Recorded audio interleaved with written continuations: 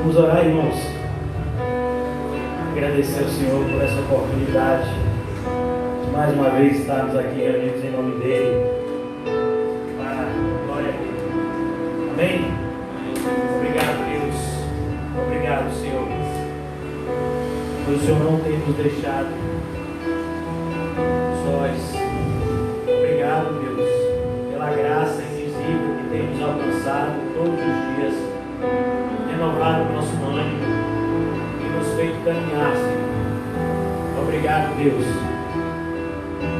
Obrigado, Deus, pelo teu sangue precioso que nos purifica, que nos santifica, que nos vivifica, que nos constrange, Senhor, por esse amor indizível, como aquele que nos deu o próprio Filho não nos dará juntamente com Ele todas as coisas. Ó Deus, que o Senhor possa nos conceder a paz que só o Senhor pode. Que o Senhor possa, meu Deus, encher os nossos corações de amor, mesmo diante, Senhor, de perseguições, de ofensas. Que o Senhor possa nos ajudar, Deus, a amar aqueles que nos odeiam, a orar por aqueles que nos perseguem, para que sejamos reconhecidos, ó Pai, como teus filhos, Senhor. Abençoa, Senhor, essa noite. Dai-nos do teu Santo Espírito. Nos ajuda, meu Deus, na compreensão fiel da tua palavra. Não nos deixa, Senhor, cegos como outrora fomos, mas que cada vez mais a luz brilhe na nossa vida e espante todas as trevas. Tudo aquilo que um dia, Deus, trouxe vergonha para ti, redunde em louvor e honra e glória para ti, por ter feito em nós um vaso novo, Senhor. Para a tua honra, para a tua glória, para o teu louvor. Ó Deus, nesse momento de pandemia, onde muitas vezes temos sido colocados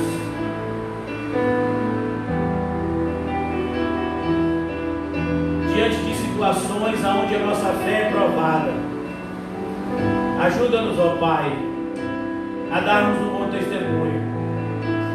Não nos deixa, Senhor, negar a nossa fé. Não nos deixa, Senhor, negar a nossa confiança em Ti. Mas que cada vez mais fique claro para nós e para todos que nós acreditamos que o Senhor existe e que é galardoador de todos aqueles que o buscam. Ajuda-nos nessa noite, Deus, a sermos exortados e santificados pela Tua Santa Palavra. Que cada um de nós, Senhor, nessa noite saia daqui mais santo do que entrou. Pois é assim que tem que ser, como o Senhor nos advertiu, que o santo santifique-se mais ainda. Abençoa, meu Deus, a vida da irmã Osana, da irmã Gisele. Ó Deus, abençoa. Eu quero te apresentar, Deus, na noite de hoje, a vida de Dylan, que é filho do irmão César, da irmã Lane. Ó Deus, que o Senhor possa ajudar essa família, Senhor. Coloca a tua mão poderosa, Senhor. Ajuda, meu Deus, essa família nesse momento difícil. Que eles possam saber que o Senhor é Deus, que só o Senhor é Deus. Ajuda, Senhor. Ajuda os nossos irmãos aqui no CAC, Deus, cada um deles tem a sua história de dor, de sofrimento, mas sabemos que o sofrimento sozinho, Senhor, não converte, mas o sofrimento segundo Deus gera arrependimento para a salvação. Que seja assim nas nossas vidas, Senhor, cada um de nós aqui nessa noite, que todas as nossas experiências, Senhor, nos levem para mais perto de Ti. É onde nós queremos estar essa noite, Senhor. mais perto de ti. Em nome de Jesus. Amém. E graças a Deus. Amém, irmãos?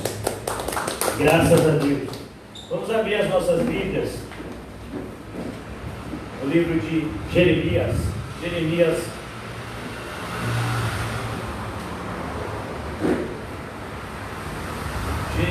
capítulo 7, dando continuidade à nossa série.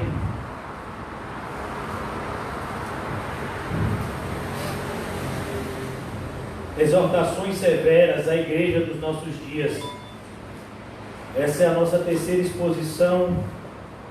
O nosso propósito é trazer para nós um preparo para os dias vindouros.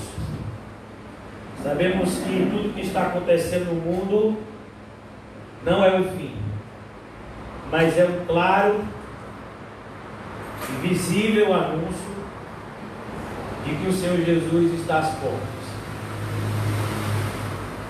O Senhor Jesus, no seu sermão escatológico, ele vai dizer: olhe, vocês sabem quando a figueira está para dar fruto. Vocês estejam atentos a tudo que eu tenho vos predito, para que vocês não sejam encontrados despreparados. E aqui o Jeremias, ele iniciou a sua exposição pregando diante do templo, com um propósito muito claro de trazer arrependimento.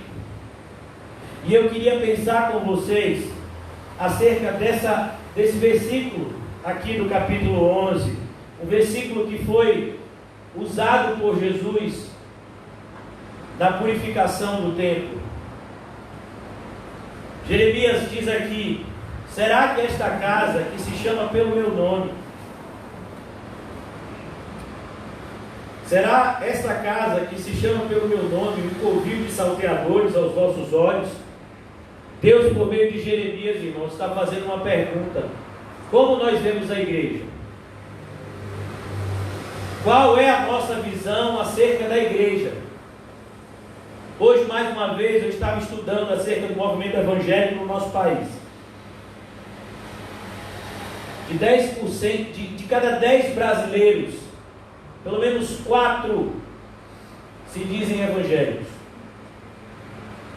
Entre pessoas que estão congregando na igreja e pessoas que estão, como está se tornando bastante comum, desviados. Esse termo, desviados, apesar de não ter na Bíblia. Então, de cada 10 brasileiros, 4 se professam evangélicos. É assustador isso. A maioria desses 4 são de origem, ou melhor, são de uma vertente pentecostal ou neopentecostal. Assembleia de Deus, Universal,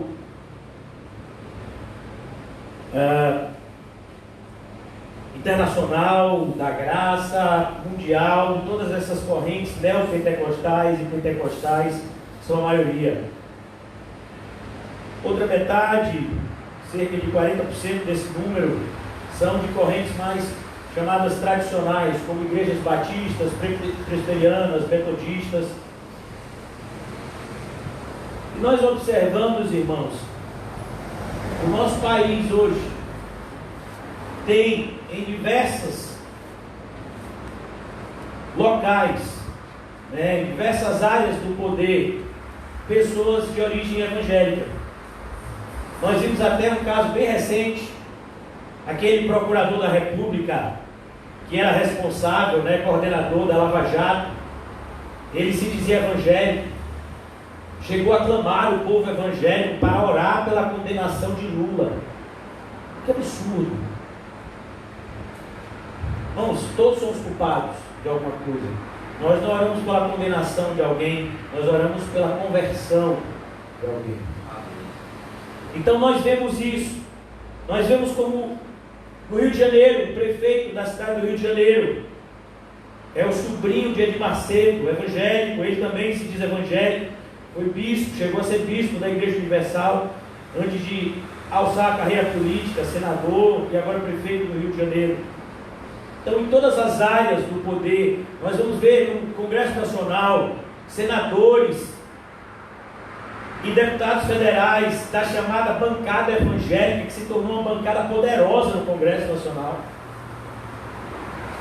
E nós não vemos qualquer transformação no nosso país. Por quê? Essas pessoas que supostamente têm esse livro e deveriam segui-los, estão nesses lugares. Por que nós não ouvimos o arrependimento?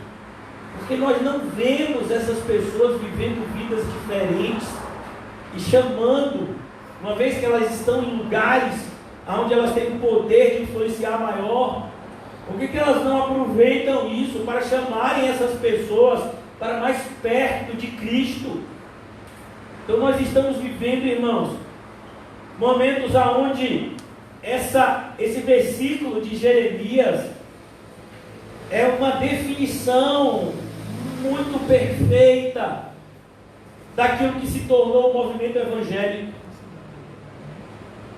A igreja de Cristo, ela é santa, mas nós devemos tomar muito cuidado, porque existe a igreja visível e existe a igreja invisível. A igreja invisível, os eleitos de Deus, espalhados pelos 4 cantos do mundo, eles foram santificados pelo sangue de Jesus e cada vez mais viverão vidas santas. Mas a igreja visível, movimento evangélico que cresce no mundo inteiro, na sua grande maioria, tem feito da casa do Senhor um covil de salteadores. E é impressionante, irmãos, como há um paralelismo entre aquilo que Jeremias está dizendo aqui no templo e aquilo que Jesus, 580 anos depois, vai dizer também no templo. E perceba que já é outro templo. Aqui Jeremias está pregando dentro do templo que foi construído na época de Salomão, um grande templo. Jesus já está pregando no outro templo que é construído depois do exílio, na época do profeta Ageu, e que depois foi reformado por Herodes, na época de Jesus. Mas as pessoas que frequentavam esse lugar continuavam indo lá pelo mesmo espírito de engano. E eu gostaria de convidar os irmãos à reflexão hoje. Qual é a nossa visão em relação à igreja de Cristo? Mais uma vez eu vou fazer a leitura do versículo 11 do capítulo 7 de Jeremias. Será esta casa que se chama pelo meu nome um covil de salteadores aos vossos olhos? Deus está perguntando por meio de Jeremias. A cena é o seguinte, irmãos. Jeremias está na porta do templo, portão de entrada do templo, portão grande. Jeremias está lá e ele está falando de uma forma que todos que estão entrando e saindo possam ouvir. E então ele faz essa pergunta para aquela pequena multidão, ou grande multidão que está lá passando: o que vocês acham que vocês estão fazendo aqui? Será, repito, esta casa que se chama pelo meu nome? Deus está dizendo: esse lugar se chama pelo meu nome. Santo, santo, santo. Será esse lugar que se chama pelo meu nome um covil de salteadores aos vossos olhos? Eis que eu mesmo vi isto, diz o Senhor. E Deus diz aqui: você não precisa nem responder, porque eu já vi. Eu já vi nos seus corações que essa é a visão que vocês têm acerca da minha casa. Coisa assustadora. Eu fico perplexo quando eu leio essa passagem assim. Para mim, só um assombro. E convido vocês a abrirem 3 passagens paralelas. A primeira delas está em Mateus 21. Mateus 21. Amém? Amém. Deus é bom. Amém. Deus é sempre bom. Mateus 21.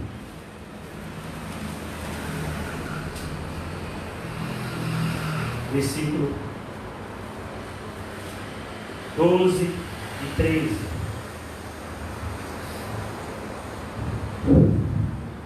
Amém?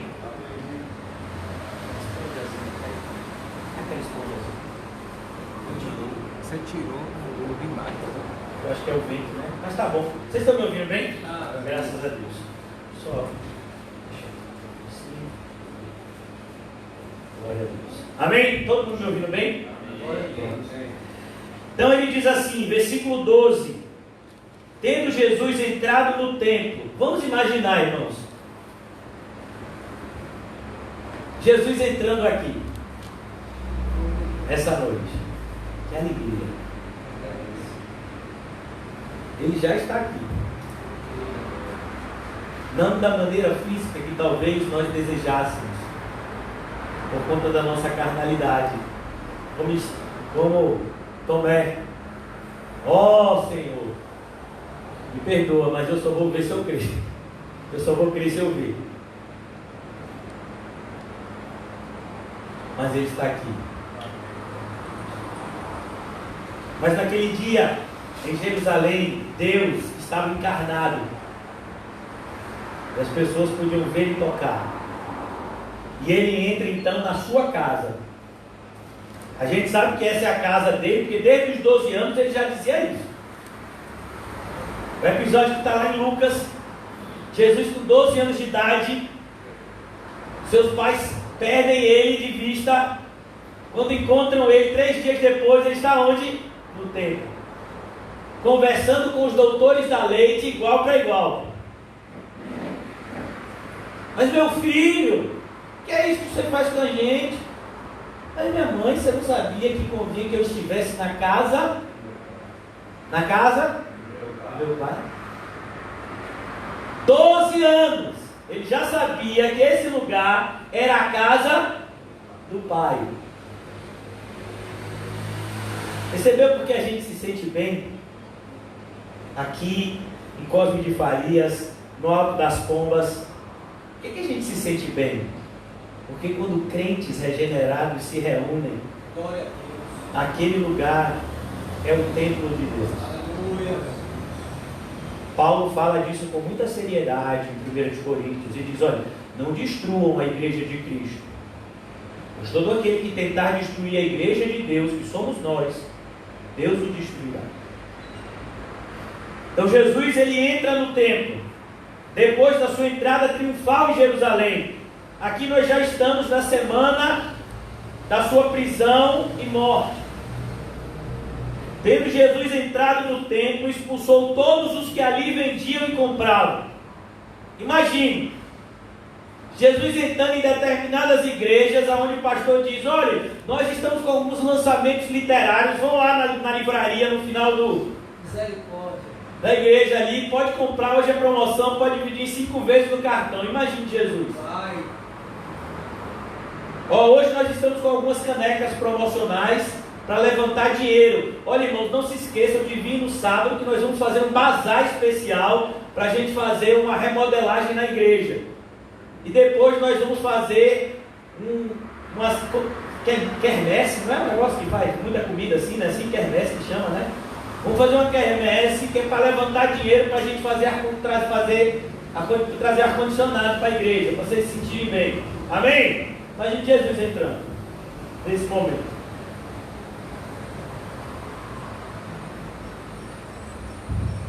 Tendo Jesus entrado, expulsou todos os que ali vendiam. É importante a gente entender o que está acontecendo ali, irmãos. Na época de Jesus, as pessoas adoravam a Deus ainda debaixo da sombra dos bens vindouros.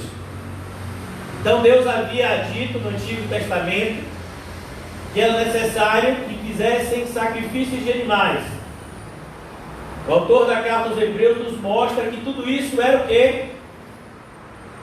Uma simbologia que apontava para o sacrifício perfeito de Cristo. Mas aquelas pessoas muitas vezes vinham de lugares longes, elas não podiam trazer os animais, então elas compravam os animais quando chegavam em Jerusalém.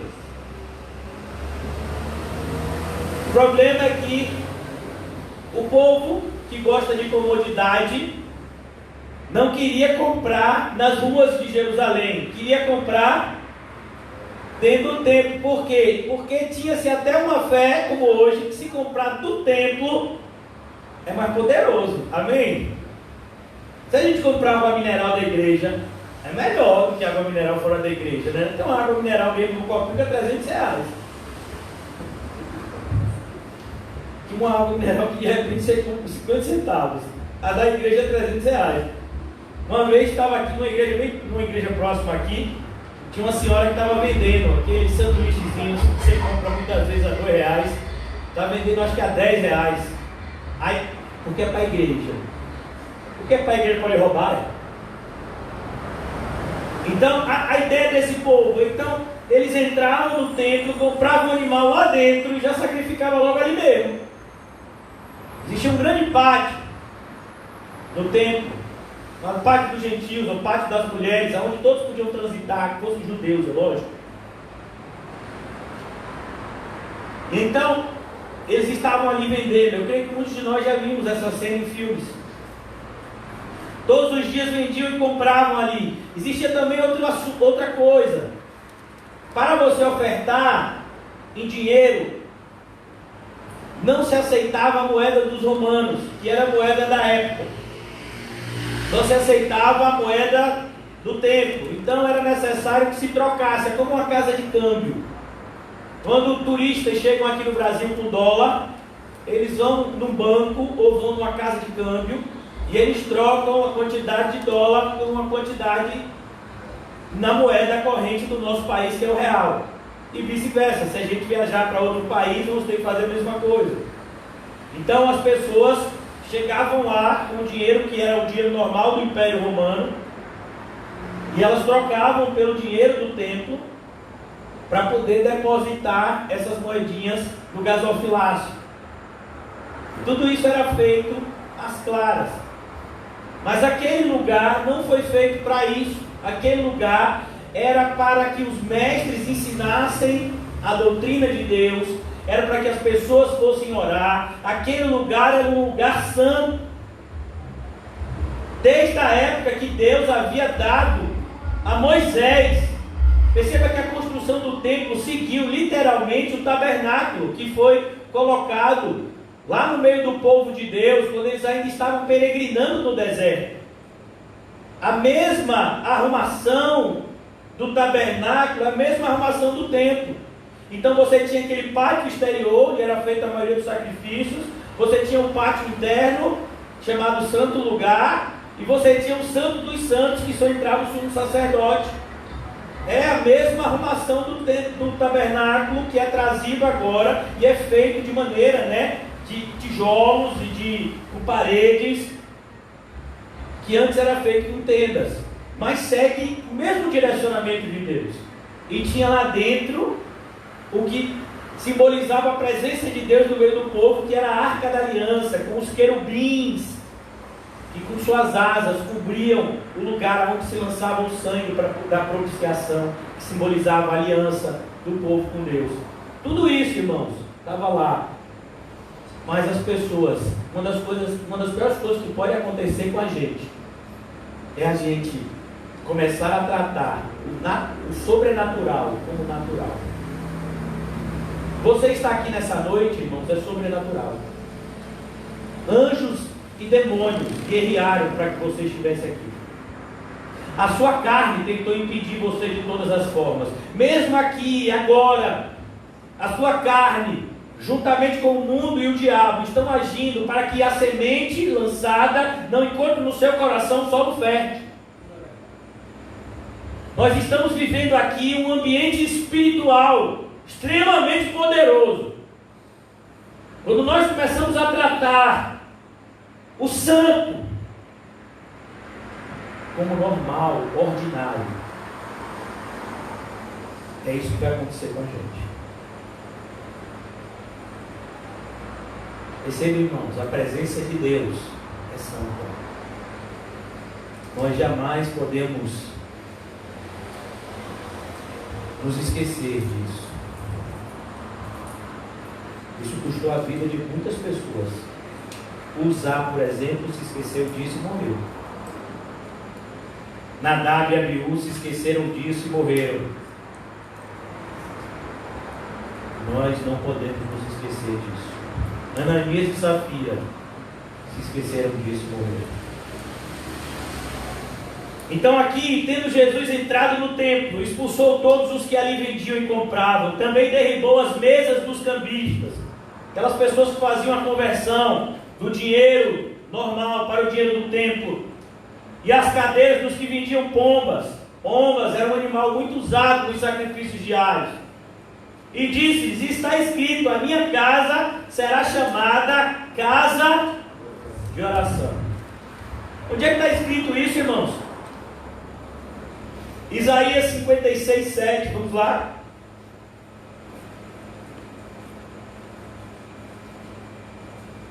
Pastor, está passando em tanto lugar da Bíblia, daqui a pouco eu me perco. Não tem problema não, meu irmão, está gravado, você vê de novo.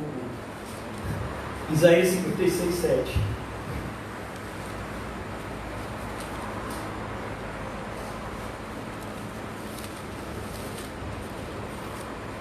Também os levarei ao meu santo monte, e os alegrarei na minha casa de oração.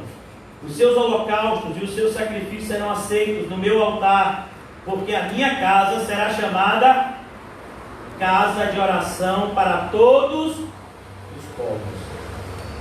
A minha casa será chamada casa de oração somente para os judeus. O eunuco que foi lá na Etiópia, era para ele também. Assim diz o Senhor, versículo 8. Assim diz o Senhor Deus, que congrega os dispersos de Israel. Ainda congregarei outros, aos que já se acham reunidos. Sabe o que está escrito a partir de agora, no versículo 9 desse capítulo 56? Uma dura repreensão do Senhor aos dias cegos de Israel. Vós, todos os animais do campo, todas as feras dos bosques, vinde comer. Os seus atalaias são cegos. Nada sabem. Você sabe o que é isso, irmãos? Você virar para uma pessoa que de repente tem pós-doutorado em teologia e dizer: você não sabe nada de Deus. Porque se você soubesse, você não estava vivendo da forma que você está vivendo. Você sabe o que quer dizer isso com um reverendo? Que está lá com seu terno e gravata, discutindo entre o arminianismo e o calvinismo, como se isso fosse algo que salvasse alguém. E aí você olha para aqueles dois mestres, um calvinista e um arminiano, que estão debatendo e diz: vocês dois não sabem nada de Deus, porque se soubessem, não estavam no meio desse debate inútil. Estavam pregando o Evangelho, porque a seara é grande e poucos são os ceifeiros. Estavam remindo os tempos, porque os dias são maus.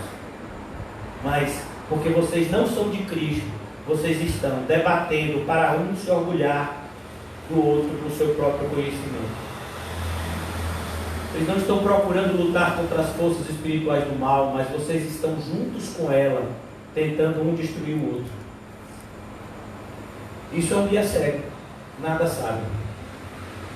Pessoas que muitas vezes matam e morrem pela sua instituição religiosa, mas não são capazes de fazer nada por Cristo e pelo Evangelho. Ah, eu amo a Igreja Batista. A Igreja Batista. Ah, eu sou assembleano até a morte. Assembleano. Eu sou presbiteriano com muito orgulho. Primeiro que orgulho não combina com cristão. E você é presbiteriano e isso vai lhe salvar? É loucura, né? Mas essas pessoas falam assim. Os seus atalaias são cegos, nada sabem. Todos são cães mudos. E você sabe por que ele está dizendo isso, irmãos? Porque os falsos mestres, eles são violentos. A ideia de cães é alguém que morde. Os cães, na época de Jesus e na época de Isaías aqui, eram animais violentos, não são os pets que a gente vê hoje. Esses animaizinhos que são criados com mais luxo do que os seres humanos.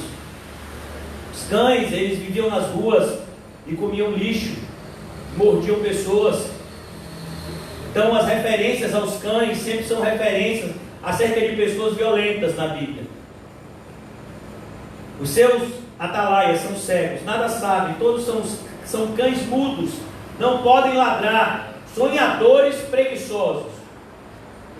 Sonhadores preguiçosos. Gostam de dormir. Eita Deus. Tais cães são gulosos. Nunca se fartam. São pastores que nada compreendem. Olha o retrato da igreja evangélica. Olha o retrato do movimento evangélico. É a religiosidade de Israel hoje nos nossos dias.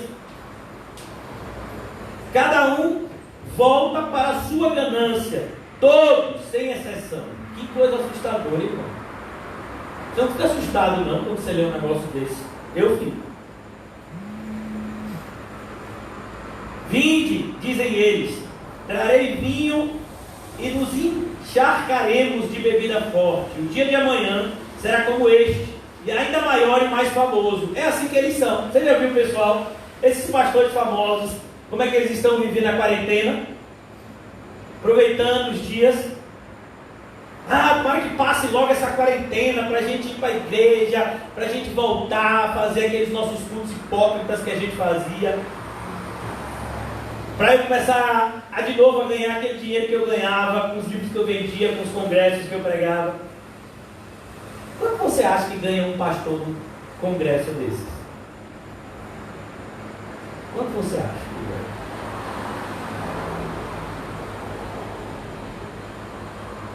Quanto você acha que eles ganham nos livros que eles lançam? Quanto você acha que é o salário de um professor universitário desses, numa universidade teológica? Então, irmãos, eis que eu trarei mal sobre este povo. Voltando agora para Mateus 21. E disse: está escrito, a minha casa será chamada casa de oração. Versículo 13. Vós, porém, transformais em covil de salteadores. Onde é que está isso? Jeremias. No texto que nós temos lido. Está lá. Jeremias 7, 11. Vocês transformam a casa de meu pai num covil de ladrões e salteadores. Agora, irmãos, vamos agora em Marcos 11, 17.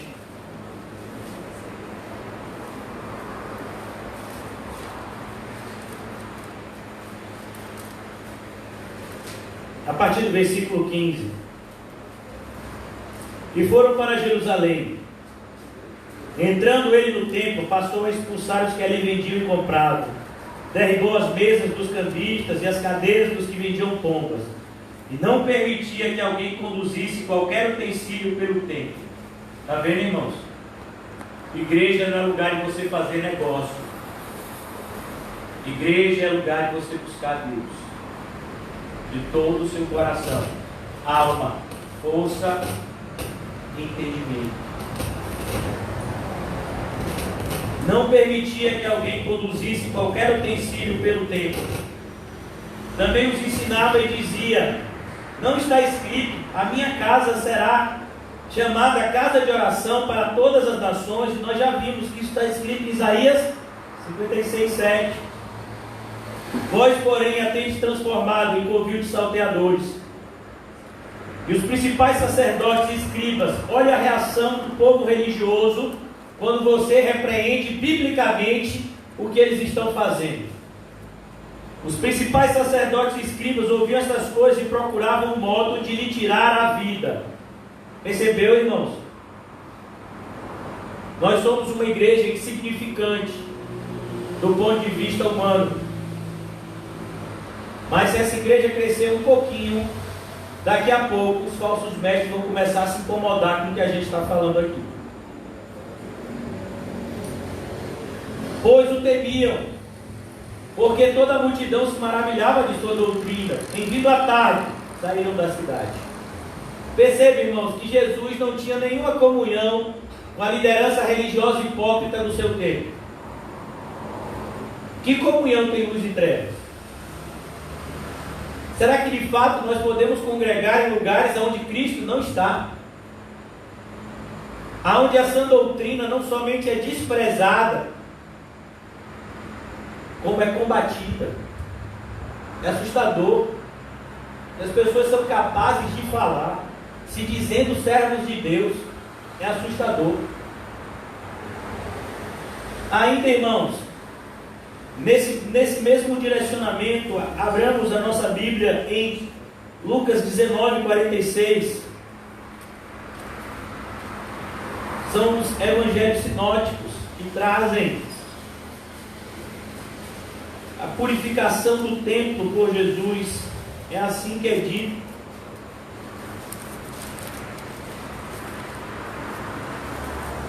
Versículos 45 e 46 de Lucas 19. Depois, entrando no templo, expulsou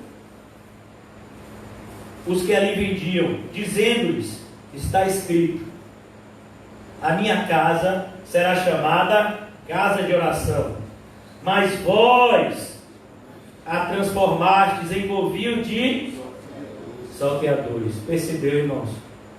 580 anos haviam se passado. Mais do que isso.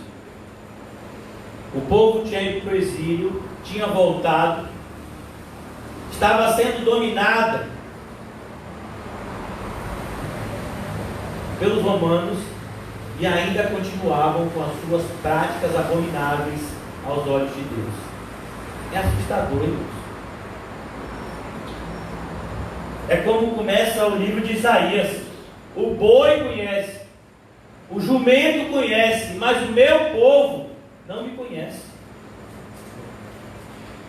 Você olha para a igreja evangélica e cada um hoje, muitas vezes, você entra em uma igreja e tem a sua Bíblia, e aí você pergunta: você leu sua Bíblia? Li.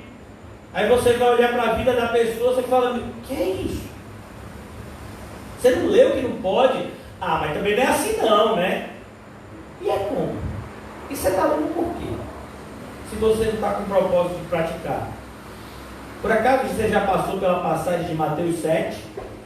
Que aquele que ouve e não pratica é semelhante a um homem louco que constrói a sua casa sobre areia. Quando vier a tempestade, soprarem os ventos, grande será a destruição daquela casa. Você nunca passou por esse trecho? Nunca passou? Pelo mesmo capítulo 7 que diz que naquele dia muitos dirão: Senhor, Senhor, eu vos direi, não vos conheço. Será que vocês não entenderam? Como é perigoso ouvir sem praticar. E agora Jeremias, irmãos, está chamando a nossa atenção.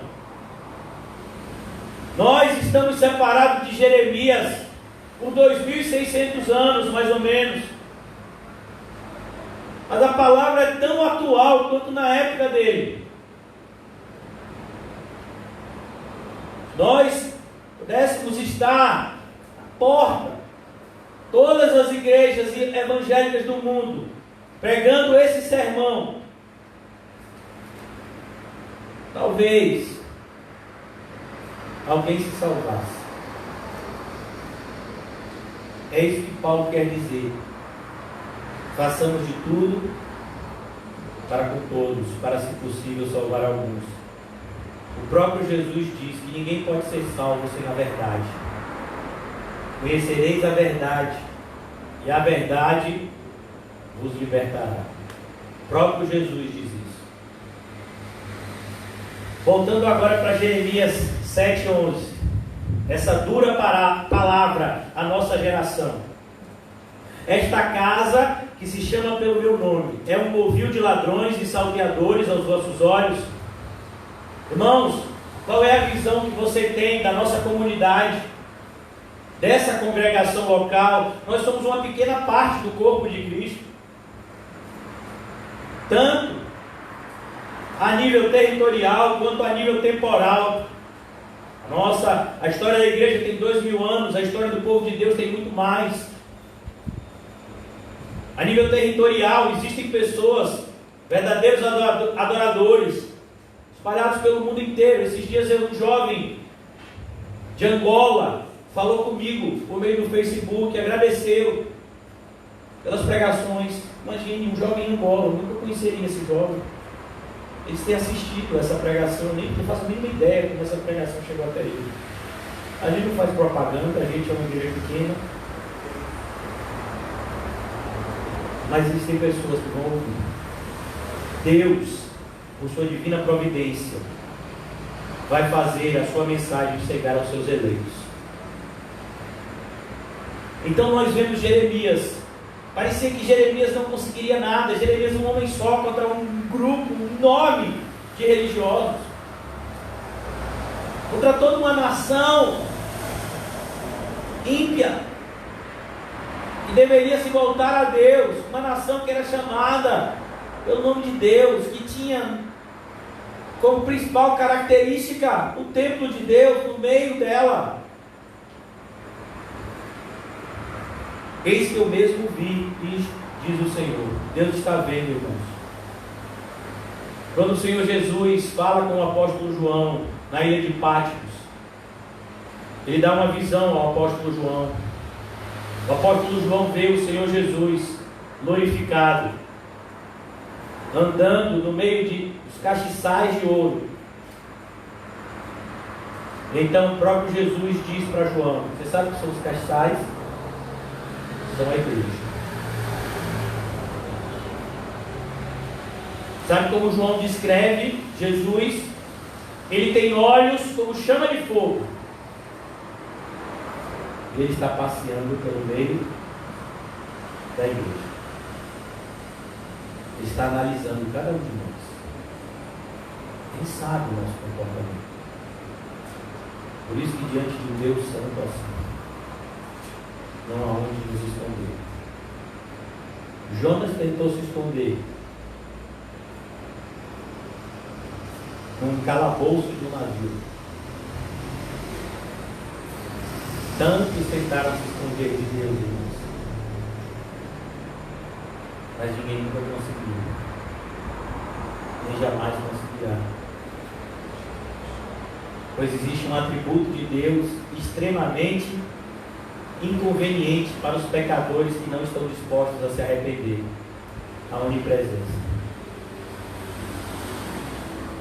Então aqui, irmãos, no versículo de número 12: mas ide agora, o meu lugar estava em Siló. Percebe, irmãos, o que é que Deus está dizendo por meio de Jeremias? Vocês todos sabem que o reino de Deus, o povo de Israel, ele tem na sua história dividida entre a história do Reino Unido e a história aonde o reino foi dividido. Aquelas 12 tribos que vieram do Egito, elas então entraram na terra prometida por meio de Moisés e Josué. E elas começaram a viver lá, e viveram durante 400 anos, sendo guiados por homens chamados juízes, e tendo no meio deles os levitas e sacerdotes que deveriam levá-los a uma adoração a Deus, mas eles não faziam isso de maneira correta. Então o último dos juízes foi Samuel, e um povo que já havia se apostatado, se volta a Samuel e diz: olha, nós queremos um rei, como todas as nações ao nosso redor tem rei, a gente também quer. Samuel vai orar, e Deus diz a Samuel: Samuel, antes do povo rejeitar você, eles rejeitaram a mim. Dá o rei que eles querem. Então Deus manda que Samuel vá ungir o rei Saul. E do ponto de vista humano, antes de ser rei, era até um homem correto. Mas assim que colocou a sua coroa, o poder subiu a sua cabeça. E ele deu as costas a Deus, e Deus o abandonou. Mas ele continuou guiando aquele povo por 40 anos, de maneira louca. Deus ungiu um jovem chamado Davi, que só vai se tornar rei anos depois de ser ungido rei. Davi, então, reina durante 40 anos, e é seguido pelo seu filho Salomão, que reina também por 40 anos, mas Salomão, na sua loucura, começa a se relacionar com várias mulheres, casa-se com centenas delas, e muitas dessas mulheres eram mulheres ímpias, e ele permite que elas tragam seus deuses pagãos e a sua falsa adoração ao território de Israel, e Deus vê isso e pune duramente a Salomão, trazendo uma tristeza tão grande que Salomão escreve um dos livros mais tristes da Bíblia, que é o livro de Eclesiastes. Salomão, ele tem uma visão clara de que nada no mundo pode satisfazer o Filho de Deus, a não ser Deus. Por isso que ele diz, tudo é vaidade. Realmente, tudo que você faz procurando trazer prazer pessoal é vaidade. Mas aquilo que você faz no Senhor não é vaidade. Por isso que no Novo Testamento aprendemos, quer comais, quer bebais, quer faça qualquer outra coisa, faça para a glória de Deus, porque aí não vai ser vaidade, não vai ser vão, vai ter uma recompensa gloriosa naquele grande dia. Por conta dessa loucura de Salomão, o reino é dividido na mão do seu filho Roboão. E aí nós temos agora o reino de Israel, formado por 10 tribos, liderado por Jeroboão. E temos agora o reino de Judá, com 2 tribos, Judá e Benjamim, liderado por Roboão, que continua com a capital em Jerusalém. A capital de Israel fica em Samaria. E anos se passam. O reino de Israel logo se apostata, e ele tem durante todos esses anos um templo nesse local chamado Siló. É lá que eles buscavam cultuar a Deus. E é essa referência. Deus está dizendo aqui para Jeremias: ó Jeremias, você se lembra dos seus irmãos lá de Israel, no reino do norte? Eles me adoravam em Siló. Vá lá em Siló procurar para ver se tem alguma coisa. Foi tudo destruído. Essa é a referência. Mas e de agora o meu lugar que estava em Siló? Lá em Siló havia uma adoração a Deus. Na época do reino dividido, no reino de Israel, mesmo no reino de Israel, que existiam tantas pessoas que apostataram. Deus diz a Elias: eu tenho 7.000 joelhos que não se dobraram a Baal. Não se esqueçam, Elias e Eliseu profetizaram em Israel, o reino do norte. E aqui nós vamos ver Jeremias dizendo: vá lá em Siló ver se tem alguma coisa. Jeremias está profetizando esse sermão por volta do ano 609, 610 a.C. 722 a.C., ou cerca 120 anos antes, os assírios haviam invadido Israel, o reino do norte, e destruído ele completamente.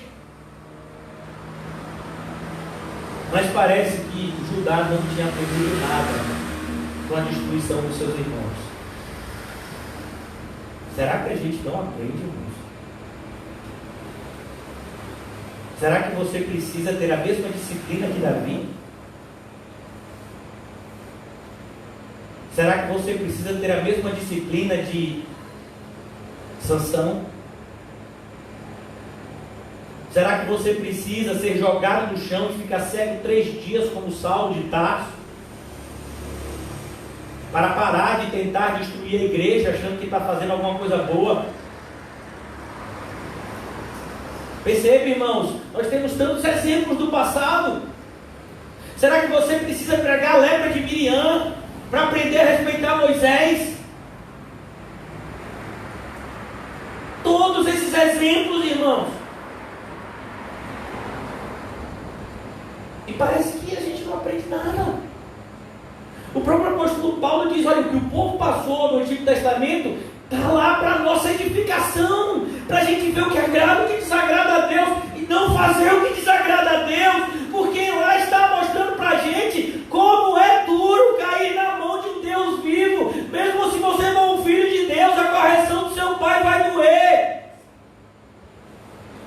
Se você sabe que isso é errado, então não faça. É isso que Deus está dizendo para Jeremias aqui. Ô Jeremias, fala para esse povo aí. Olha o que aconteceu com Siló. Olha o que eu fiz lá com Siló, não tem mais nada lá. Olha o que vai acontecer com esse templo aqui. O templo de Salomão foi completamente destruído, irmão. Não sobrou nada. Os babilônios entraram lá e tocaram fogo em tudo. Mas ide agora, o meu lugar estava em Siló, onde no princípio fiz habitar o meu nome, e veja o que lhe fiz, por causa da maldade do meu povo de Israel. Está vendo? Nós vivemos numa época onde no meio do movimento evangélico tem abominações que até entre os ímpios a gente não vê. Olha, irmãos, o que eu vou dizer aqui é algo muito sério. Nós conhecemos um pastor de um centro de recuperação que ele tomou a mulher de um aluno. O aluno estava lá buscando se recuperar das drogas, a mulher com um filhinho, um bebê, uma filhinha. Esse aluno chegou a ficar aqui com a gente uma época, foi para esse centro de recuperação. A esposa dele vinha visitar ele aqui também, ia visitar ele lá com a filhinha. Pois é, o pastor que lidera a obra lá deu em cima da mulher, tomou a mulher e hoje está casado com a mulher desse jovem que foi aluno do centro. Nem ímpio faz isso, irmão. Se apropriar da mulher de uma pessoa que está indo lá buscar melhor, num centro de recuperação que se diz cristão. É assustador o que essas pessoas fazem. Nós vimos recentemente o que aconteceu, alguns anos atrás, o assassinato de um jovem dentro da Igreja Universal. Aquele caso famoso, Lucas Terra, que ficou conhecido. Porque a Universal é muito poderosa e rica. Ela conseguiu fazer, parece que nunca aconteceu aquilo, mas aconteceu. Um jovem foi assassinado por conta de obscenidades que eram praticadas na igreja e que ele presenciou e que o pessoal ficou com medo dele contar. Existe um circo, eu não posso chamar isso nem de congresso, um circo pentecostal. O maior congresso pentecostal do Brasil acontece lá em Florianópolis, se eu não me engano. É o negócio, como é o nome dele? Como é o nome? Aquele congresso pentecostal. Gideões. Os próprios organizadores dizem que cantores e pregadores daquele congresso saem do congresso e vão praticar orgias e abominações e bebedeiras. Os próprios organizadores. Mas eles continuam por quê? Porque o povo gosta. É isso que virou a igreja evangélica. Um lugar vergonhoso, aonde você vai ver, se as eleições continuarem em outubro. Eu presenciei em uma igreja que nunca ouvi falar de Cristo, que eu estive lá durante 2 anos, até que a mão poderosa de Deus me tirou. Eu vi santinhos sendo distribuídos de políticos dentro da igreja. Coisa assustadora, irmãos. Pastores que pegam o nome da pessoa, o título de eleitor, e depois vai para o deputado e diz: olha, eu tenho 300 pessoas na minha igreja, garanto para você 300 votos, e aí como é? Tentaram me ligar. Logo quando a gente começou a igreja, todos os irmãos sabem que eu tive um passado. Alguns dizem que eu era playboy, de fato eu era playboy. Olha como Deus faz com o playboy. Transforma num servo dele. E aí pessoas do meu passado, quando souberam que eu era pastor, ligaram para mim, assessor de um vereador. E aí, eu soube que você agora é pastor, tem uma igreja, tem um centro. Como é que a gente faz para lhe ajudar? Meu irmão, a gente está lá, se quiser ir na igreja, quiser levar alguma coisa, você é livre. Lá tem um lugar que se chama gasofilaço. pode trazer doação. Sim, e aí como é que você já tem algum político que ajuda vocês? Não, lá a gente não tem isso não. Lá a gente crê em Jesus, a gente ora e a gente acredita que política e Cristo não se misturam. Aí ele desconversou, desligou e nunca mais ligou. E a gente não queria ajudar. Não queria ajudar. E aí várias pessoas já sabem como eu sou e nem vêm. Porque tem muitos pastores que nunca falaram comigo, mas já sabem quem eu sou. Aí, ó, nem fala aquele da boca do rio, que ele não gosta de política não. Você falar lá com ele, você vai, ó, ele não gosta não. Vai não. Uns dizem que é o pastor baixinho, outros dizem que é o pastorzinho, outros dizem que é o pastor malhado. Né? Tem vários nomes. Oh, não vá não, ele já disse que não aceita negócio de política não, mas nem fala. Viu? Seu nome, meu filho, é a Bíblia. Esse lugar é santo. Enquanto a gente estiver aqui, ele vai ser santo. Mas ide agora ao meu lugar que estava em Siló, onde no princípio fiz habitar o meu nome. E veja o que lhe fiz, por causa da maldade do meu povo de Israel. Olha, irmãos, você sabe das 7 igrejas do Apocalipse, as 7 igrejas que receberam, você sabia que daquelas 7 igrejas, só uma continua até hoje? Sabe qual é? Aqui ninguém dava nada. Esmirna. Ainda existe, na pequena cidade de Izmir, salvo engano, que é na Turquia. Tu dizes que é pobre. Glória a Deus. Muitos vão sofrer, sejam fiéis até a morte. Rapaz, essa igreja vai acabar, aí o pessoal vai sofrer, vai ser preso, vai morrer. E está lá até hoje. Laodiceia acabou. Éfeso não tem mais. A igreja da Ásia, a igreja de Éfeso não tem mais. Esmirna está lá até hoje. Deus faz assim, irmãos. Ele pega os que não são, para confundir. Ele pegou esse jovem aqui, chamado Jeremias, ainda jovem, e disse: Jeremias, você vai pregar minha palavra. Mas eu ainda sou um menino, Senhor. Bora, Jeremias, ouça. E Jeremias está aqui pregando. Versículo 13, já quero concluir, irmãos. Agora, pois, visto que fazeis todas essas obras, irmãos, o que você faz conta assim. Você tem ouvido de um número de pastores reformados que não importa o que você faz, o importante é o que Jesus fez. É mentira deles. É claro que importa o que você faz. A soberania de Deus jamais exclui a responsabilidade do homem. Deus enviou o seu Filho para morrer pelos nossos pecados e por graça nos salvou. A graça de Deus nos faz pecar ou nos dá força para parar de pecar? Que graça é essa? Que as pessoas continuam vivendo vidas ímpias e dizendo: estamos salvos, somos todos reformados. Irmãos, o inferno está cheio de pastor reformado.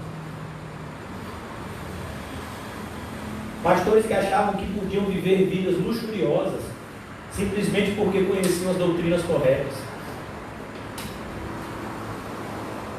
Há uma diferença muito grande entre você ler uma receita de bolo e fazer um bolo gostoso.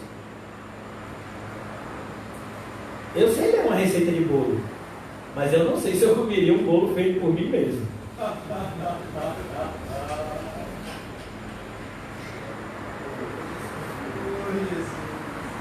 Sabe, irmãos, a gente tem que se atentar. Quando o Senhor fala de maturidade, Ele diz que são aqueles que são experimentados. A ideia é, aqueles que vivem o cristianismo, eles amadurecem. Você vai encontrar pessoas que leram milhares de livros e o cristianismo deles é tão raso como se eles nunca tivessem lido a Bíblia.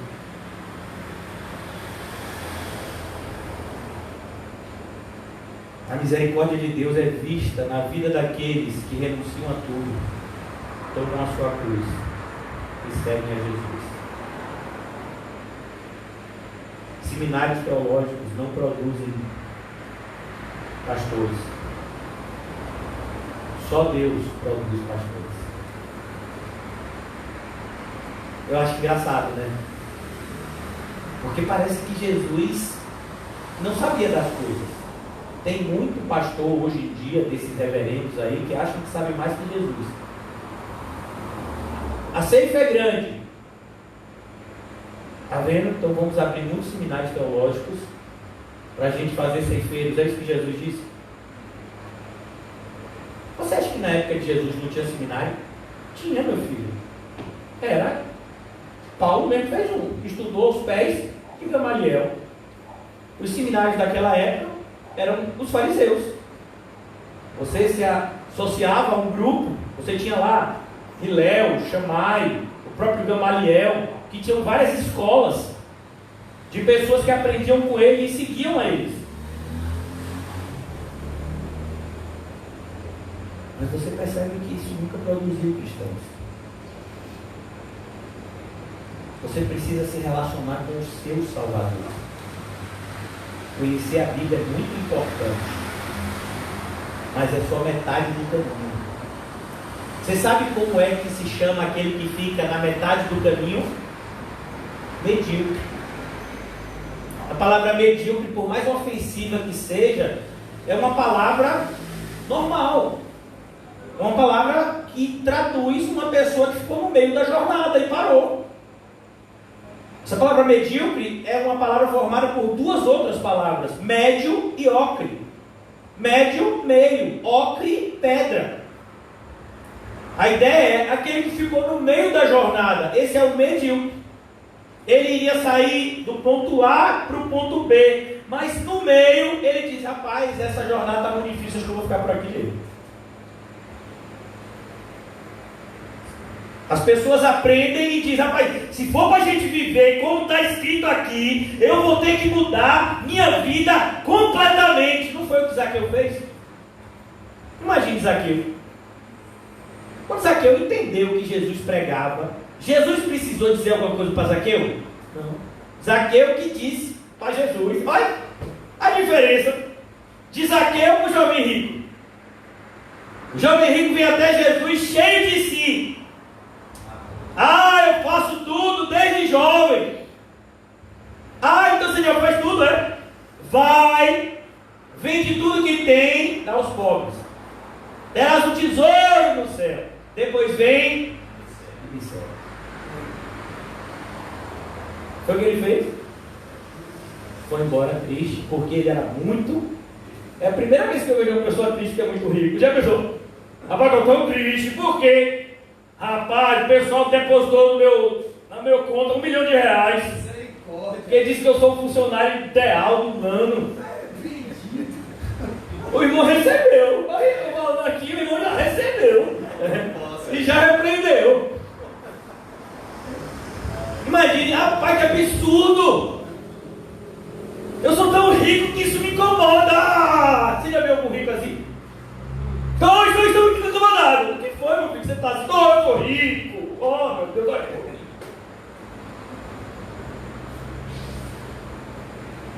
Mas o apóstolo Paulo diz: o amor é o dinheiro, é a raiz de todos os males. Não mudou.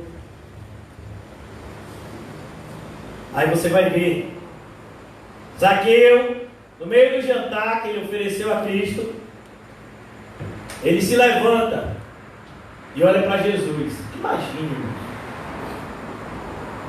o que é o olhar de Jesus para um crente? Você sabe o que mudou a vida de Spurgeon? O olhar de Jesus.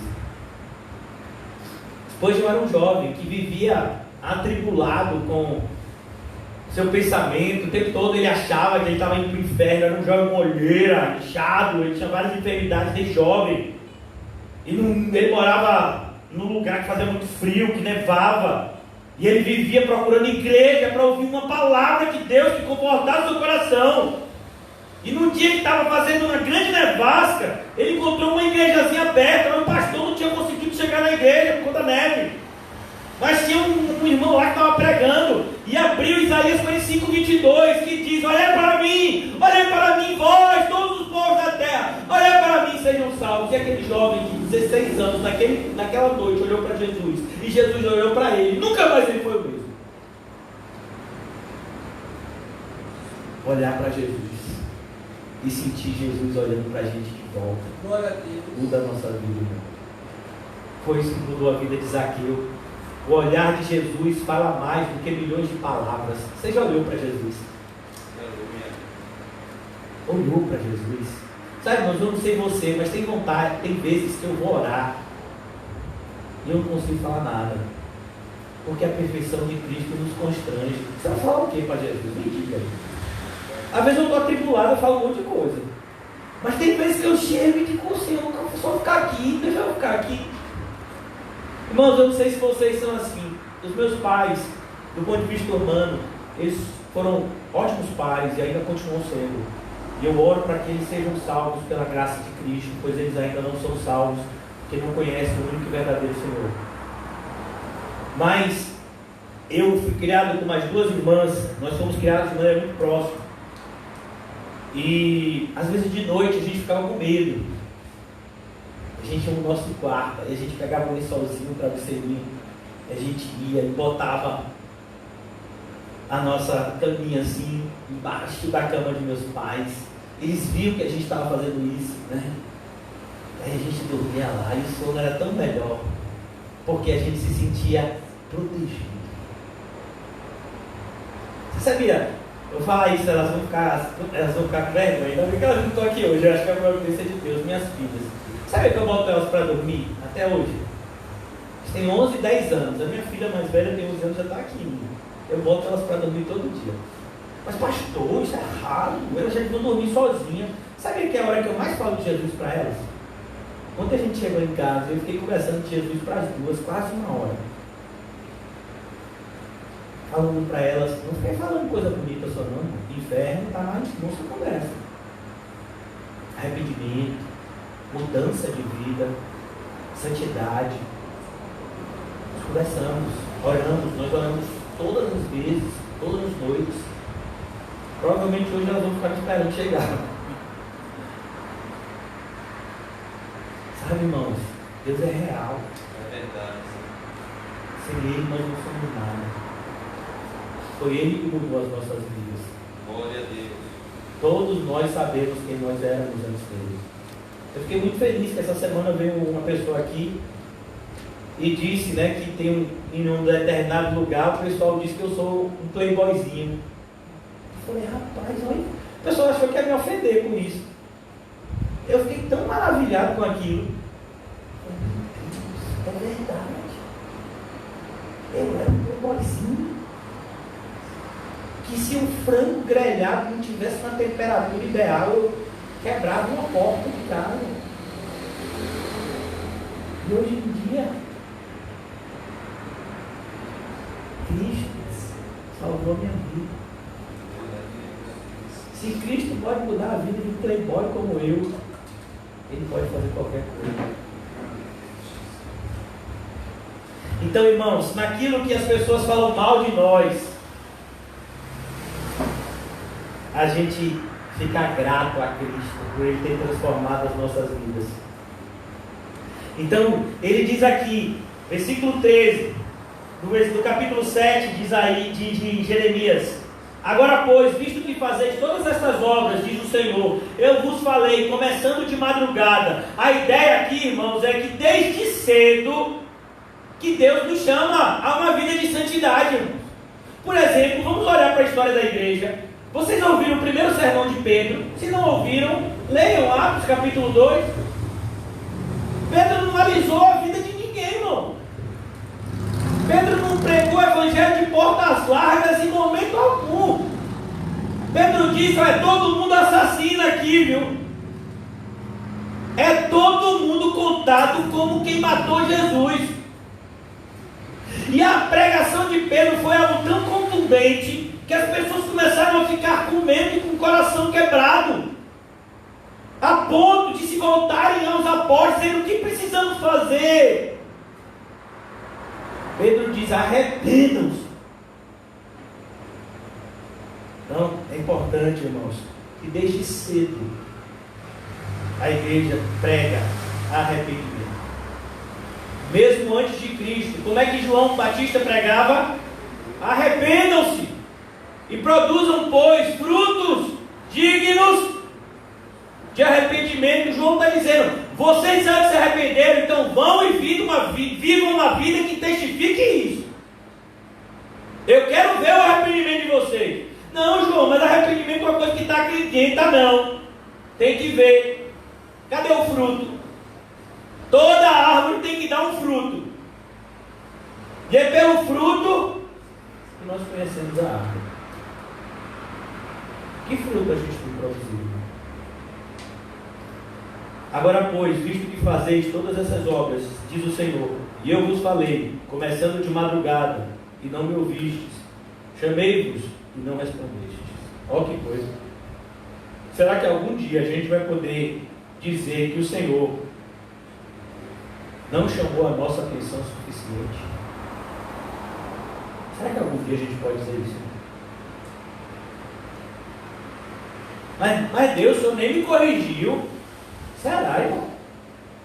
Se você congrega aqui nessa igreja, você nunca vai poder reclamar disso. Mas Senhor, o Senhor nunca disse que eu estava fazendo coisa errada. Meu filho, será que você não tem ouvido? É como tem algumas pessoas que vêm aqui, depois de uma pregação parecida com essa, e dizem assim: eu também sou evangélico, eu congrego na Universal. Não estou ouvindo nada. E na Universal não tem evangelho. A Universal não sei. Eles não seguem a Bíblia. Edir Macedo decidiu aquilo que da Bíblia deve ser seguido e o que não deve ser seguido. Na Universal existe uma Bíblia segundo a visão deles. Basta. E apenas, se você ouvir pelo menos um, eu não posso chamar aquilo que eles fazem de sermão, mas se você assistir um espetáculo desses, um show desses, você vai perceber que o interesse deles, em momento nenhum, é pregar o Evangelho, mas é em aumentar o bolo, aumentar a massa, para que eles, como instituição, se tornem poderosos e influentes. E esse tipo de metodologia usado pela Universal, ele tem sido usado por muitas igrejas. Agora, pois, visto que fazeis todas essas obras, diz o Senhor, eu vos falei começando de madrugada, e não me ouvistes, chamei-vos e não me respondestes.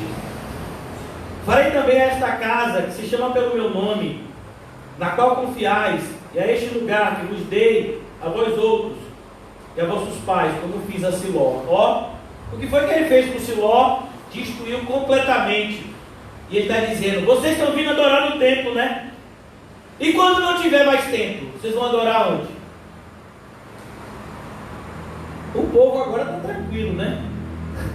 A gente está na época da internet, então fica todo mundo em casa se comunicando.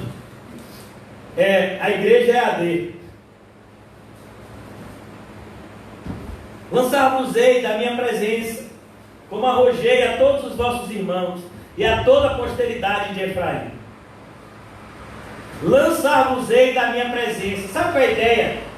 A ideia é: eu não suporto mais vocês. Vocês sabem que eu vi isso do próprio Deus, irmão. Eu não suporto vocês mais. Sabe que vocês não entenderam? Eu chamei vocês tanto. Olha, irmãos, rapidamente, voltemos a um texto que a gente já leu aqui, em Lucas 19.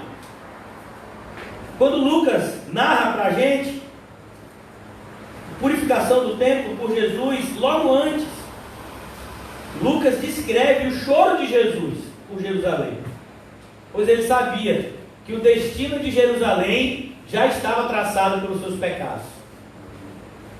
E ele diz aqui, Lucas 19:41, quando ia chegando, vendo a cidade, chorou. Poucas vezes você vai ver isso. Você vai ver Jesus chorando 2 vezes só. No momento em que ele chega lá em Betânia, que ele vê a incredulidade de Marta e Maria, ele chora. Tem um versículo, o menor versículo da Bíblia: Jesus chorou. E aqui a gente vai ver outra vez o choro de Jesus. Quando ia chegando, vendo a cidade, chorou e dizia, imagine os discípulos vendo isso. Ah, se conheceras por ti mesmo, ainda hoje, o que é devido à paz. Jesus está dizendo, se vocês se arrependessem, crescem em mim, vocês estariam recebendo a reconciliação com o Pai e viveriam em paz eternamente. Mas isto agora está oculto aos teus olhos. Pois sobre ti virão dias em que os teus inimigos te cercarão de trincheiras, e por todos os lados te apertarão no cerco, e te arrasarão, e os teus filhos dentro de ti não deixarão em ti pedra sobre pedra, porque não reconheceste a oportunidade da tua visitação. Irmão, você já pensou isso? Que um dia será o nosso último dia? Jamais podemos nos arrepender tarde. Jamais. O arrependimento, irmãos, é aquilo que de mais urgente o homem precisa.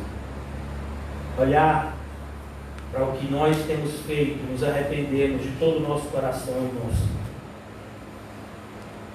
Pois se não fizermos isso, como está escrito aqui no versículo 15, lançar-vos-ei da minha presença, como arrojei a todos os vossos irmãos e a toda a posteridade de Efraim. O Senhor está dizendo, eu não aceito um culto hipócrita. Eu não aceito uma adoração que não seja de todo o coração, alma, força e entendimento. Não aceito. Eu não aceito. Cristianismo intermediário. O Senhor Jesus diz, quem comigo não ajunta, espalha. Por isso, irmãos, quero concluir aqui nessa noite, deixando o versículo 16 para amanhã, no Alto das Pombas, se Deus nos permitir. Mas eu queria convidar vocês a olhar para os exemplos do passado. Olha, irmãos, um dos livros mais assustadores da Bíblia, para mim, é o livro de Juízes. O livro de Juízes, ele narra, é o livro cronologicamente mais longo da Bíblia. Nenhum livro da Bíblia vai percorrer um espaço de tempo tão grande quanto o livro de Juízes. O livro de Juízes conta cerca de 400 anos da história de Israel. Os primeiros 400 anos de Israel, lá no povo de Deus, lá na terra que Deus prometeu para eles. E o livro de Juízes já começa dizendo, depois que Moisés, que Josué morreu, pouco tempo depois, o povo se esqueceu de Deus e começou a andar nos seus próprios pecados.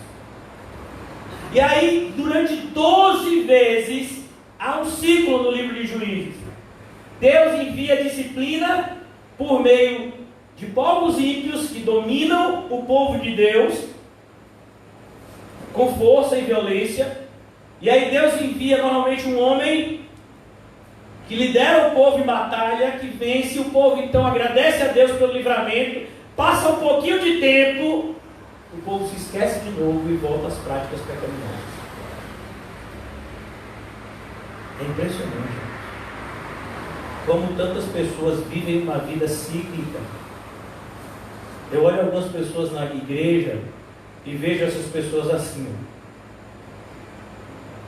Essas pessoas agem como se fossem hamster. Não sei se você já viu o hamster na sua gaiolinha. O hamster, ele tem uma tendência à obesidade. Você sabia disso? Que é aqueles animaizinhos que as crianças gostam, né? Eles, se deixarem, eles comem até morrer. Aí os próprios veterinários, né, eles dizem que aquele hamster tem que fazer exercício. Só que se você soltar um hamster, ele corre, pode, não volta nunca mais. Aí ele fica naquela galinha. A única saída para ele fazer exercício é você botar aquela rodinha. Aí ele fica. E ele fica aquela rodinha. E ele não sai do lugar. Tem um monte de gente assim. Entra ano e sai ano. E o cristianismo dessa pessoa não se move. Entra ano e sai ano. E a pessoa teve um momento que ela se aqueceu, daqui a pouco ela já se esfriou. Teve um dia que ela veio, ouviu uma pregação, chorou, disse que ia mudar. No outro dia já estava cometendo pecados piores.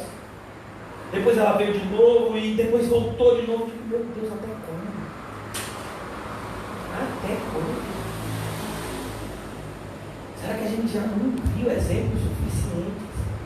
Mas eu não consigo, consegue. Arranca o olho, você consegue. Arranca a mão. Siga os conselhos de Cristo. É para cortar, então corta. Sabe, irmãos? Nas grandes guerras mundiais, a primeira e a segunda, não existiam os avanços da medicina que existem hoje. Então, quando alguém era ferido no braço ou na perna, muitas vezes o local do ferimento começava a ficar podre. Você não tinha os remédios que se tem hoje. Então, qual era a única alternativa para aquela infecção local não se alastrar para o resto do corpo? Cortar. É por isso que você vai ver tanta gente daquelas épocas, sem um braço, sem uma perna, sem um pé, porque estava inflamado aqui a mão, não melhorou, a inflamação estava subindo, tem que cortar. Você acha que é fácil para uma pessoa viver com um braço só? Uma pessoa que está acostumada a viver com os dois braços? Mas aquela pessoa não ia viver. Aquela infecção ia se alastrar e ele ia morrer em poucos dias. O fato de ele ter tirado aquele membro salvou a vida dele e garantiu dele para ele anos. Jesus está dizendo, irmãos, que se a gente não arrancar o olho, nem o braço, nem a mão, nem o pé, não são anos que vão ser tirados de nós, é uma eternidade no inferno. Jesus vai dizer, é melhor você entrar no céu sem um olho, sem uma mão, sem um pé, do que você entrar no inferno com os dois olhos, com as duas mãos, com os dois pés. Olha como Jesus diz que a gente tem que tratar o pecado com seriedade. Igreja é lugar onde o povo de Deus aprende que o seu Deus é santo, santo, santo, e que, portanto, eles devem ter um relacionamento com Deus santo, que reflete na vida deles, fazendo que eles vivam vidas santas, mesmo no mundo profano. Pastor, mas eu não consigo. Arranca a mão. O que é que você precisa tirar da sua vida? Tira. São aquelas amizades? Para de falar com aquelas pessoas. E aí? É aquela mulher? É aquele homem? Acabou, meu filho, termina esse relacionamento. É um emprego? Saia dele. Irmão, o céu não é um lugar qualquer. O céu não é uma cidade bonita. O céu é um lugar santo, aonde só entrarão aqueles que viveram vidas santas com Cristo aqui na terra.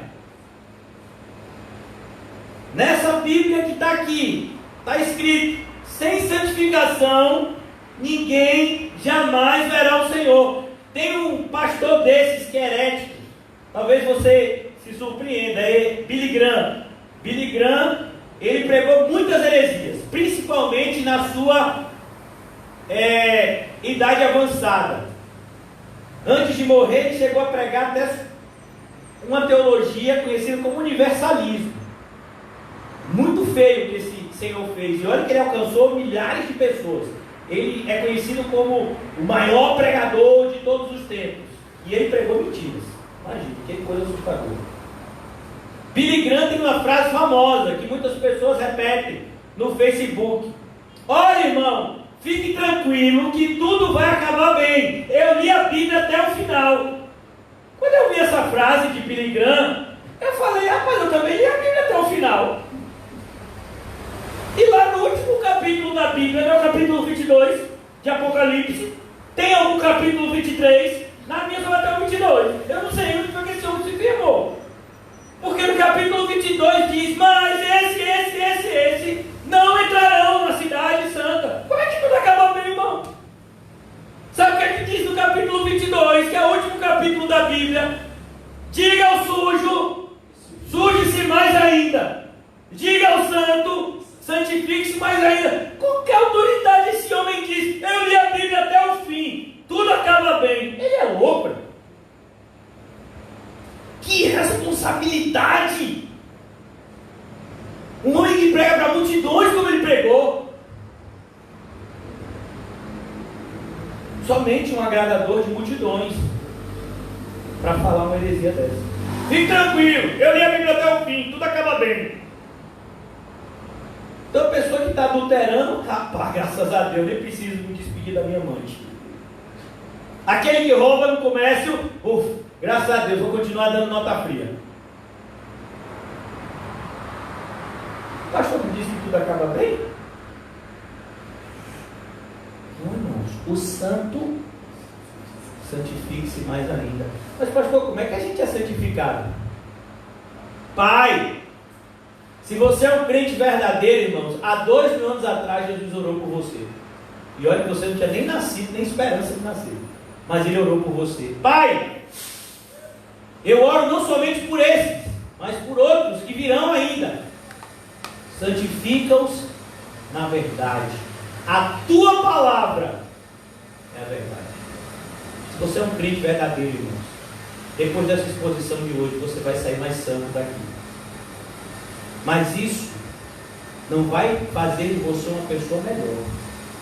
Vai fazer de você uma pessoa mais cobrada. É a sua obrigação, enquanto cristão, ser a luz do mundo e o sal da terra. Aquilo que os ímpios fazem, a gente não faz. Aquilo que as falsas igrejas fazem, a gente não faz. O que a gente faz aqui? A gente renuncia a tudo, a gente toma a nossa cruz e a gente segue a Jesus. Mas pastor, esse caminho é tão difícil, mas leva para o céu e é o único seguro. Aguenta mais um pouco, ainda um pouquinho de tempo, e aquele que tem de vir, virá e não tardará.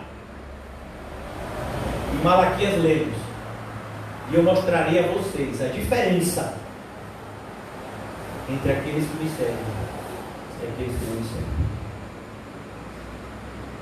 Jesus nos salve, irmãos, de fazer obras pessoais, chamando de obra de Cristo. Jesus faça de mim e de você, cada vez mais, servos dele. É para isso que fomos chamados, para sermos reconhecidos como servos de Cristo, para exalarmos o bom aroma de Cristo aonde o Senhor nos colocar. Você já viu isso? Quando você coloca determinados perfumes, né? Você não precisa falar, coloquei o perfume, porque aquele cheiro exala. Assim é um cristão. Que assim nós sejamos. Não somente da boca para fora, mas através de um modo de vida que mostra a todos que o nosso reino não é desta terra. Nós não estamos aqui para juntar riquezas. Nós não estamos aqui para juntar multidões. Nós não estamos aqui para ser aplaudidos. Nós não estamos aqui para receber placas de homenagem. Nós estamos aqui para morrer por amor a Cristo e ao seu santo evangelho, na certeza que chegaremos lá, na cidade que o Senhor preparou para nós, aonde lá sim existe uma coroa para cada um de nós, e fomos alcançados pelo amor de Cristo, e que demonstramos o amor que sentimos por Ele, por meio das ações que Ele mesmo mandou que praticássemos. Ó Deus, nessa noite, Senhor, nós clamamos pela Tua presença, Senhor, nas nossas vidas. Não nos deixa, Senhor, sairmos daqui da mesma forma que entramos. Ó Deus, o Senhor sabe cada um dos nossos pecados. Como disse o salmista, Senhor, revela-nos os pecados que nos são ocultos. e nos ajuda a nos arrepender deles e a não mais praticá-los. Ó Deus, em especial eu oro para que nós possamos conseguir dominar a nossa língua. A tua palavra diz que aquele que domina a sua língua domina o corpo todo. Ó Deus, eu oro para que nós não sejamos, ó Pai, influenciados pelo dinheiro, que nenhuma das nossas decisões sejam tomadas visando o lucro, pois o Senhor nos disse que o amor ao dinheiro é a raiz de todos os males. O Senhor nos disse, Senhor, que não podemos servir a dois senhores, não podemos servir a Ti e as riquezas. Por isso nos ajuda, Senhor, pois somos fracos. Protege-nos, Senhor, de todo coração ganancioso, avarento, e nos ajuda, Senhor, a vivermos vidas cada vez mais generosas com o próximo, com a Tua obra. Ajuda-nos, ó Pai, a nos entregarmos completamente ao avanço do Teu reino, que nós possamos entender que Cristo em nós é a esperança da glória, e que se de fato somos regenerados, devemos demonstrar isso pelo nosso proceder diário, e todos os nossos comportamentos, Senhor, sejam em grupo, seja sozinho, demonstre a nós e a todos que nós somos Teus filhos. A Tua palavra diz que o Espírito testifica com o nosso Espírito que somos filhos de Deus. Que seja assim nessa noite, Senhor. Que cada um de nós, ao nos despedirmos dessa reunião pública, saiamos dela, Senhor, completamente conscientes de que somos Teus filhos. Não por um coração enganoso, mas porque o Espírito testifica com o nosso Espírito que somos Teus filhos, Senhor. Ajuda-nos, ó Pai, a vivermos uma vida que Te agrade, porque só uma vida que Te agrada, Senhor, nos levará a um futuro feliz. Pois feliz é a nação cujo Deus de Israel é o Senhor. Que assim seja conosco, Senhor, todos os dias aqui na terra, e mais ainda no momento em que o Senhor nos levar para Ti mesmo no céu. Obrigado por tudo, Senhor, principalmente por alcançar pecadores miseráveis como nós. Nos ajuda, Deus, a viver vidas que externalizem essa obra perfeita que o Senhor já iniciou em nós. Em nome de Jesus. Amém? E graças a Deus. Amém, irmãos? Saúdem-se mutuamente com o olhar santo. E diga para você mesmo: preciso viver uma vida santa.